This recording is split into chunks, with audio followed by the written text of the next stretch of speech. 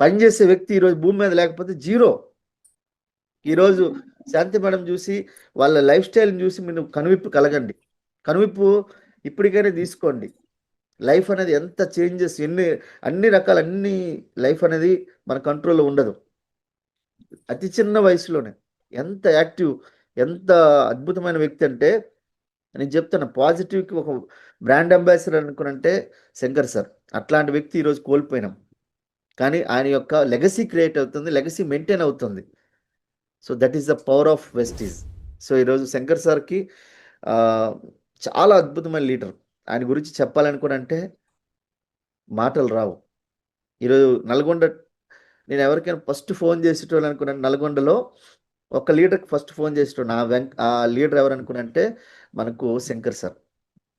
చాలామంది యూసీడీలు ఉండేటోళ్ళు, చాలామంది క్రౌన్లు ఉండేటోళ్ళు, కానీ ఫోన్ చేసేటోని కాదు, ఆయనకి ముందు ఫోన్ చేసేటోని. రియల్గా చెప్తాను, చెప్తాను. ఎందుకంటే పని అంటే పని పనే దైవం, పని రాక్షసుడు లెక్క పని చేసేటోడు. కానీ ఇక మన భూమి మీద ఆయన మనం కలిసి ఉండలేని క్షణాలు మనకు భూమి మీద రాసినప్పుడు మనం ఏమి చేయలేము.